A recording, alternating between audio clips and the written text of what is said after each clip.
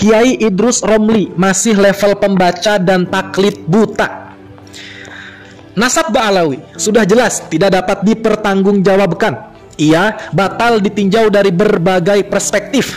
Yang demikian itu dapat dipahami oleh ia yang pernah mengenyam mata kuliah metodologi penelitian.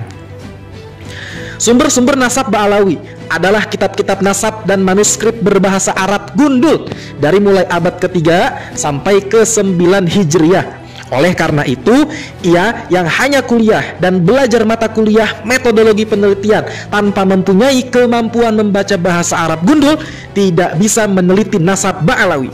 Begitu pula, ia yang hanya bisa membaca tulisan berbahasa Arab gundul tanpa pernah mengenyam bangku kuliah dan belajar mata kuliah metodologi penelitian sulit untuk mampu menganalisis dan menghipotesa nasab Ba'alawi, apakah ia nasab yang valid atau tidak.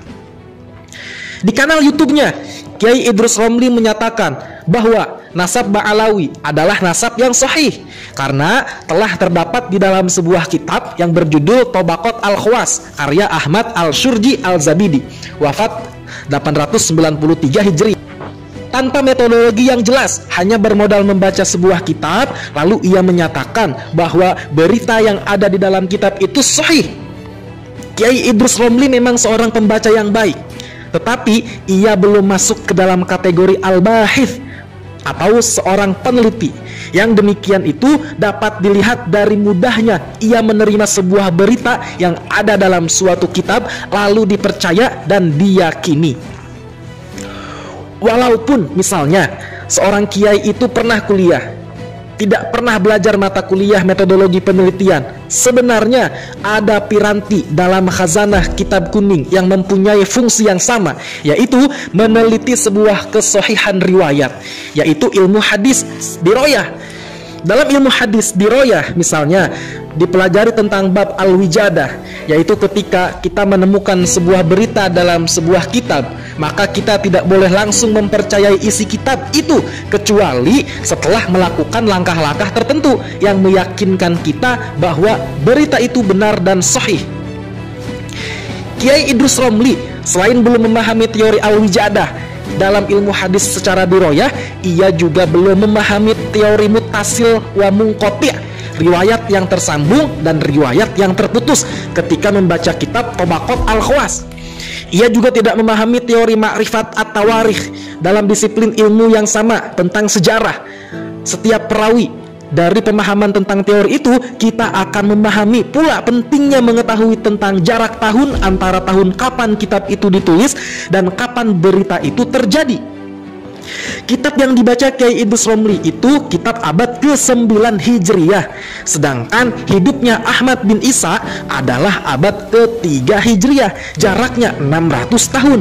Lalu dari kitab apa As-Surji mendapatkan informasi bahwa Ahmad bin Isa mempunyai anak Ubaidillah? Penulis berharap dengan reputasi Kiai Idrus Romli selama ini, hendaklah ia membaca buku-buku tentang metodologi penelitian, apalagi yang khusus tentang metodologi penelitian sejarah.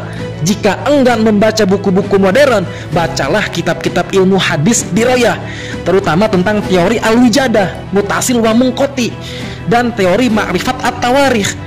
Jika telah memahami itu semua, baru silahkan meneliti nasab Ba'alawi. Penulis yakin kesimpulan Kiai Idrus Romli akan sama dengan penulis, yaitu bahwa nasab Ba'alawi adalah nasab yang batal, sama sekali tidak tersambung kepada Nabi Muhammad Sallallahu Alaihi Wasallam.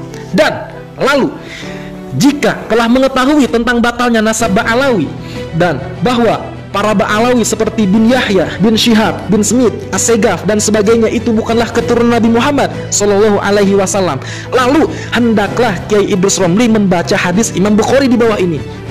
Inna min a'zamil fira an yadda'i ar-rajulu ila ghairi abihi. Sesungguhnya termasuk paling besarnya kedustaan adalah seseorang yang mengaku ayah bukan kepada ayah kandungnya. Ubaidillah itu bukan anak Ahmad bin Isa. Kitab nasab abad ke-5 sampai ke-9 Hijriah menyebutkan demikian. Maka membela Ubaidillah yang mengaku ayahnya adalah Ahmad adalah suatu kedustaan. bahkan termasuk paling besarnya kedustaan. Berarti itu dosa besar. Lalu, bagaimana hukum orang yang membelanya? Tentu, ketika ia tahu bahwa itu suatu dosa, lalu ia tetap membelanya, maka ia pun termasuk dalam kategori at-ta'awun 'alal ism, saling bantu-membantu dalam berbuat dosa. Jika Kiai Idrus Romli masih penasaran membela nasab Ba'alawi, silahkan jawab 3 saja pertanyaan penulis. Pertama, adakah kitab abad ke-3 sampai ke-8 Hijriah yang menyebutkan Ahmad bin Isa tinggal di Basrah? Kedua, adakah kitab abad ke-3 sampai ke-8 Hijriah yang menyebut Ahmad bin Isa pindah ke Hadramaut? Ketiga, adakah kitab abad ke-3 sampai ke-8 Hijriah yang menyebutkan bahwa ia mempunyai anak bernama Ubaidillah? Penulis Kiai Haji Imaduddin Utsman Al-Bantani.